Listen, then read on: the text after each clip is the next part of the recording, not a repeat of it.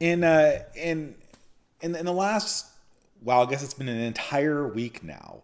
For a solid week, this weird graduate, I don't exactly know. This is actually an interesting question.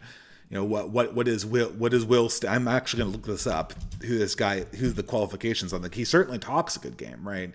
He talks like an academic. Okay, yes, he's a researcher, right? He's a researcher. He's a policy researcher. What the hell does a researcher do?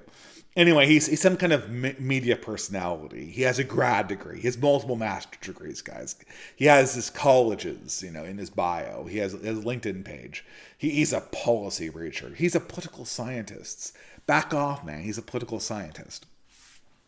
So he sticks his head, he sticks his foot into the conversation about sports and race differences. So ordinarily, this is not something that we in the online right are unfamiliar with. This is something that's been talked about for ages. This is something that Rush Limbaugh used to talk about for ages. This is something that's not controversial. But he has his typical shit-lib opinions about how it's all socially constructed. There is no biological component to the fact that some races might run faster or have a greater capacity for swimming or have different genetic proclivities that could give them advantages in certain sports. Although if you look at how the Olympics is organized and who qualifies for these events and the countries that take home the golds, that will tell a different story. But of course, the initial tweet, I believe, is about sports. And of course, since this is 2024 and the Twitter algorithm, or the Twitter X algorithm, has been uncensored, has been I should say unfucked, if you would pardon my French, but it literally has been unfucked in a serious way in the Elon era. We all know what happens when people talk about race in sports, right? The bat signal goes up for the arch noticer and arch sports autist Steve Saylor. He's fundamentally a boomer mind when you think about it, because focusing so much on sports in particular is such a quintessentially boomer thing to focus on. And sure enough, Steve Saylor comes into the mentions and drops, a few citations, a few of his research papers are the data that exists on race and proclivity to excel. I think it was at certain positions in football. So running backs, I believe, tend to be more African, quarterbacks tend to be more European. And my God, Will Stancil does not take this correction lightly. He absolutely goes bananas and spends what must be an enormous amount of time. It feels like since last Wednesday and this Wednesday, there's hardly been a 20-minute period where he could conceivably be awake where he's not posting about Steve Saylor and how wrong he is, or replying to the numerous people who were replying to him. And it's not really surprising that what's kind of interesting about this is not that he got into a fight with Steve Saylor on this. And let's kind of clear the air about the HBD questions. If we just want to, I feel safe saying this because people don't get banned for saying this on YouTube anymore. This is maybe this will change in 2024. Maybe they'll make an example out of me, right? But we've known for decades that of sort of psychometric studying and physical studying that the races differ in certain ways that are not, strictly speaking, attached to the skin or things like noses and ears, which are kind of obviously visible. There's different bone lengths, there's different organ sizes in certain cases on average. Now, the great question about all of these things is to what degree do these statistical differences in organ size and behavior that we can observe, and just by dissecting cadavers and looking at genes too, right? We can look at differences in phenotypes. You can do what scientists, I hate that. I've come to hate the word scientist. Data scientists, it's equally pretentious. I mean, what kind of scientists? Well, anyone who deals with statistics is well aware of these kind of unsupervised learning algorithms where you just pass the computer a number.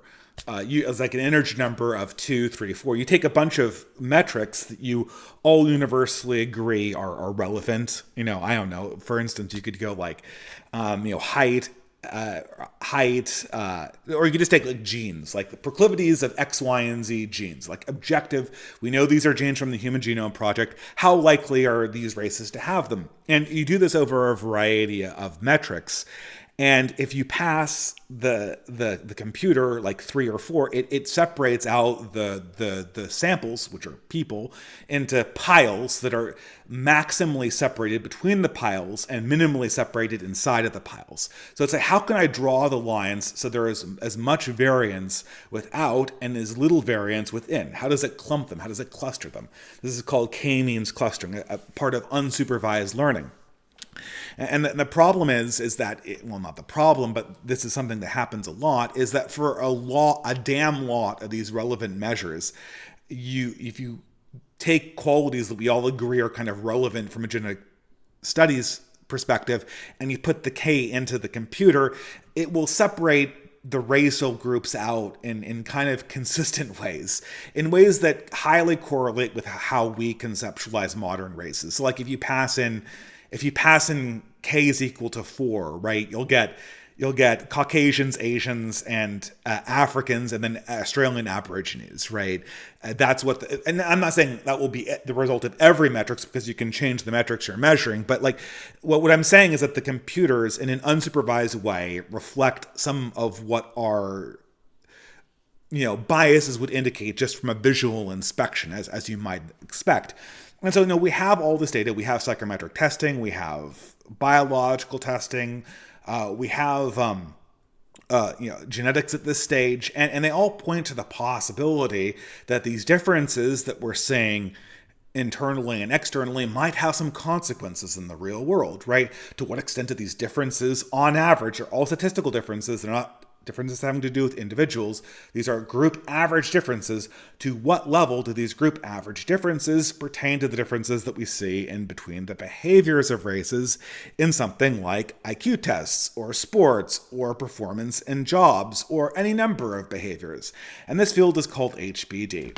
Now, the thing about this science is it's naturally uncertain, and you have to kind of respect this. Anyone who studied this, and I guess I studied it 10 years ago, I wrote a bunch of books on this. I wrote a bunch of books from both sides, and there's a number of videos that will walk you through all of the arguments on both directions if you want to go down this. What I think you need to know as a layman is that it's uncertain. No one can say for sure whether the causes of any kind of difference we see in the real world are genetic or environmental. And almost certainly they're a combination of both.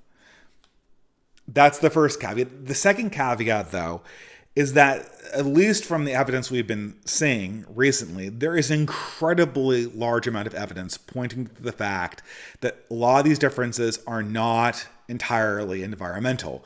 And there are significant genetic effects to a lot of differences that you see in things like sports performance, which is the original subject that had to do, that Steve Saylor. It wasn't even IQ tests. It was freaking running backs versus quarterbacks. Like, that's what we're saying, right? We're saying that you might have genes that might make you a better running back than a quarterback. I mean, oh my God, that's how could I say that? To suggest that a race might be better running backs than quarterbacks, that is an attack on the dignity of that race. It couldn't be more trivial to my imagination. It's a purely academic question. It's an uncertain academic question, and it's a question that, if you were to honestly examine it, there's an enormous amount of evidence on the hereditarian side of this. And if you read things like Charles Murray, especially his newest book, or any of the overview books, you immediately see that this is a high probability.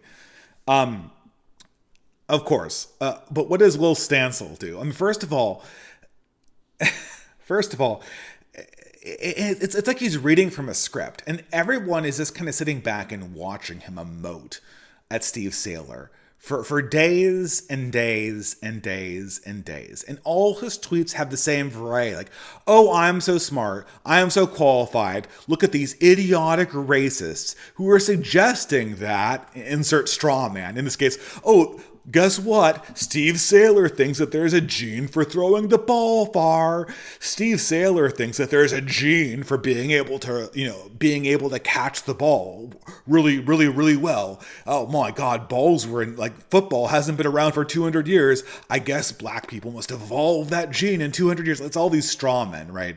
Implying that there's this connection between causality and genetics that's highly specific, when that never was the argument. Implying that it's a specific reaction to football, which obviously is not Steve Saylor's argument either.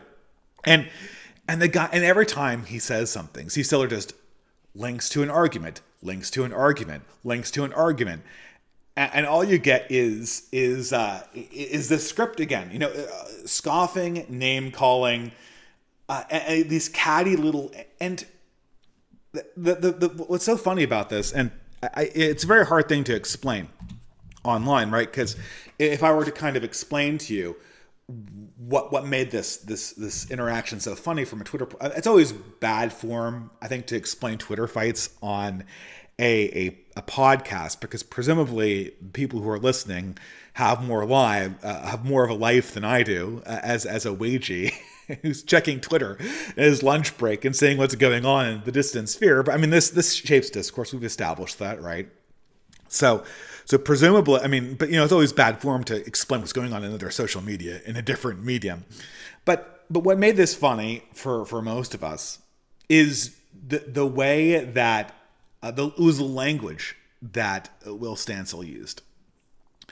And you can see this in I just go down. So Will Stancil, he tried to do the thing that Crout T used to do back in the day. He tried to kind of call in the cavalry.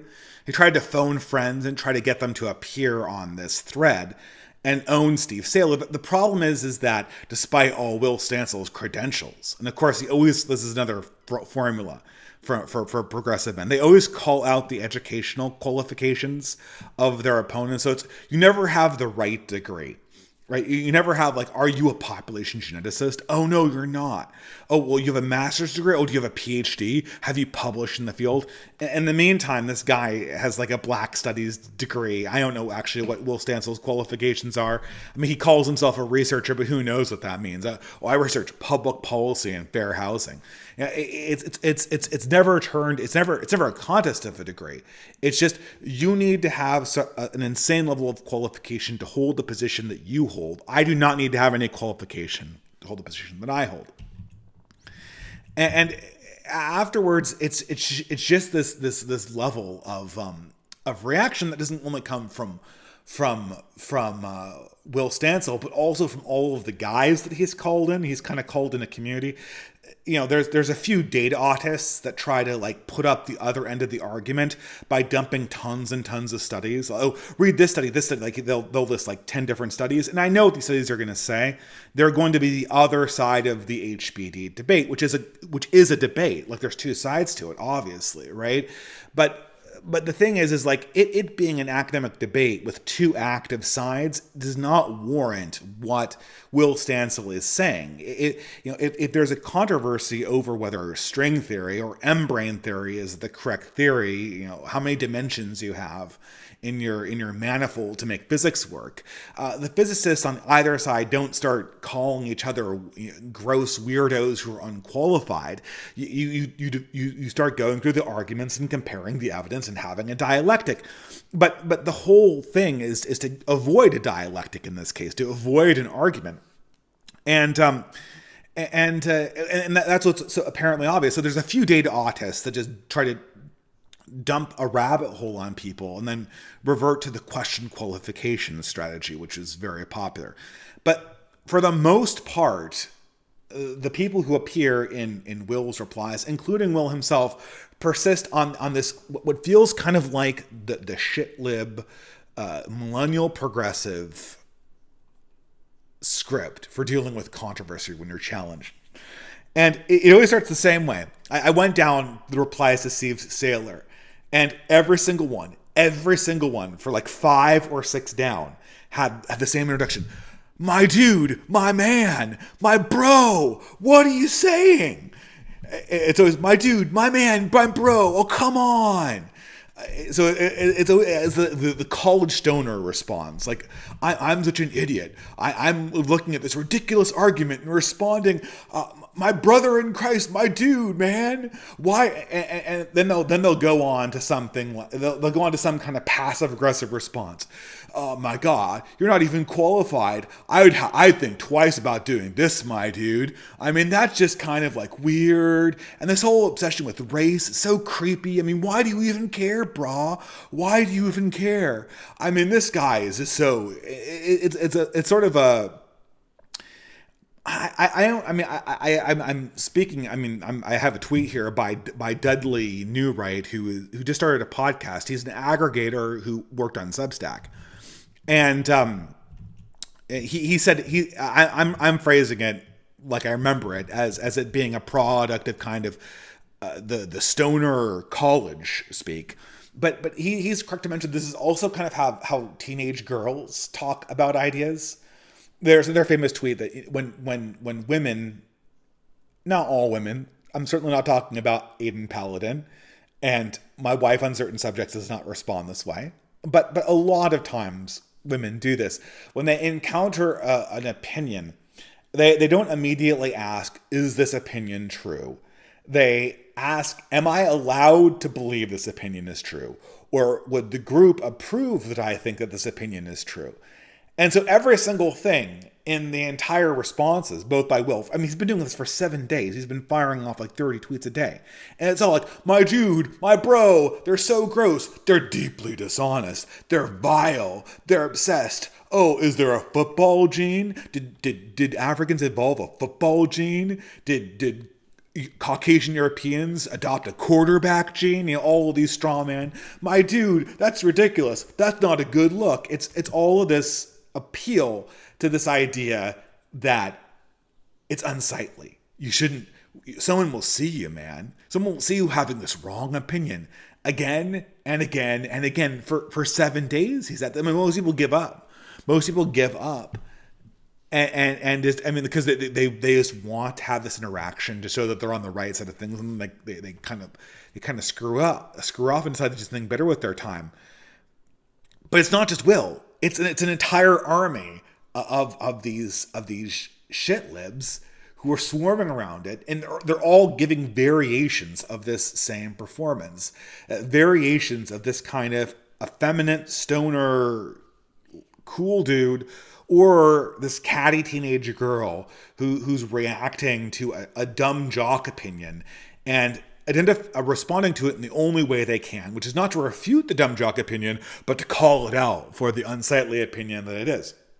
So then finally, at the end of all of this, as kind of a cherry on top, the kind of arch shitlib himself, Noah Smith. Now, Noah Smith, I want to get this guy's qualifications right, because God forbid that I get a qualification of a shitlib journalist wrong. I mean, he's mainstream, right? I don't know. I think he writes, I thought he wrote for The Atlantic, but I guess I'm wrong. He definitely has bylines in mainstream publications. Noah Smith is tried to establish himself as kind of the intellectual version of I really associate this with a few people. I'd say like Matt Iglesias, Noah Smith, Freddie DuBois. These are the people who are progressives. They're white men. I think actually some amount of them are Jewish. I'm not so sure if they're all Jewish.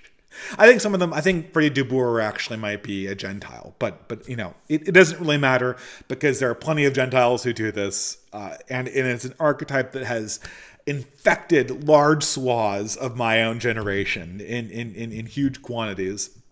But all that matters is that Noah indeed is a mainstream journalist. And Noah just came on, he surprisingly enough went on Break the Rules, which, you know, it's a podcast that used to be done with Lev and Gio and now just is Lev.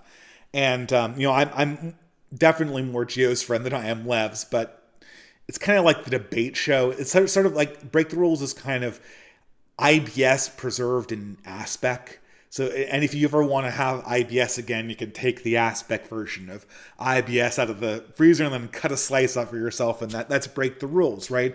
And amazingly enough, No Opinion appeared on Break the Rules discussing the same issue that I did, and it's just he discussed immigration, and Love brought on like this guy who worked at the border, telling him all of these abuses that the Biden administration is doing. In all No Opinion, and Noah Smith, he's a mainstream journalist. This guy is supposed to have all the answers. He's supposed to be the big brain dude that they wheel out. He's the intellectual artillery of the progressive movement. He goes out in front of this sort of very blue-collary dude who's a former Border Patrol agency, telling him in no uncertain terms that the Biden administration, the managerial apparatus of the federal government, is cooperating with skirting around federal regulations on border control. And all No Opinion goes is, ha, ha, ha, ha. He just scoffs. He scoffs and scoffs and scoffs. Like, oh, why do you care about this? Why do you care? I don't think he says my dude, but and that was kind of, you could read him between like, my dude, why do you care about the border? Why do you care about X? Is that really what you think? And it's just a complete, I think the debate went on for an hour and 20 minutes, and all No Opinion does is scoff at this guy who is a domain expert in border control, who's been on the ground, who's actually been there, who has facts. And, of course, unfortunately, this border control agent who was on Break the Rules did not have any experience with debates or with dialogue, because he should have known that he was essentially being rope-a-doped a little bit. He was being tired out. Noah was trying to get him to run his mouth until he could catch him on some error in fact or some extreme opinion, so that he can narrow the conversation down on that opinion and be right, and then recapture the optics, the frame game back from the guy. And so this guy wasn't aware of that, so he ran his mouth way too much. And I didn't watch the whole thing, but that was more or less the angle. There's no pushback. There's nothing to say about this. There's just a scoff. There's just, oh really? Is that what you believe? Is that really the whole story? And so, kind of to cap this whole thing, Noah comes back to this conversation we have with Will Stancil and Steve Saylor after 7 days of doing this, and Noah Smith says, well, Will Stancil is the greatest debater of all time. He's been going against Steve Saylor, responding to every one of his arguments, and he doesn't get tired at all. He doesn't pause for breath. He just keeps on plugging along, fighting his fight. And he says it's trying to argue with Will Stancil is like trying to shoot Nerf darts at a brick wall, and say you're one, but the brick wall's still there. Will Stancil is still standing. He's like Jeremiah Johnson. He's like Casey Jones. He just keeps on going and going and going. And for all we know, his ghost is still wandering through the wilderness, shoveling coal into the engine on this futile mission. It's epic. And okay, Noah, but he's winning. What is he winning? All he's doing is responding to arguments with insults. All he's doing is playing a catty little game where he's parading around calling people playground insults while they discuss the finer points of HBD and dunk on him. And everyone kind of brought this up and like, well, what is this? What kind of engagement are we hoping to get? And so, well, how is he losing? And they said, well, when someone makes an argument against him that he can't answer, all he does is ignore it and then insult them. And Noah's like, yeah, that's a win. That's not a loss. He's pulled off the engagement correctly. Congratulations, Noah. You've turned the art of punditry into being an intellectual brick wall. Arguments, evidence, reason, a response to the reality you're seeing right in front of your eyes. They're like Nerf darts. They bounce right off you. They make absolutely no impact on your greater opinion, your outlook to the world. You just brush them off, like Taylor Swift, which we'll talk about. You just shake it off. All of these things, they're just like tears in the wind. They dissolve, and yet you're standing solid as what? No, an apologist for the status quo, a defender of the academic establishment on your side, impervious to evidence or response to the actual world that you're seeing. And this kind of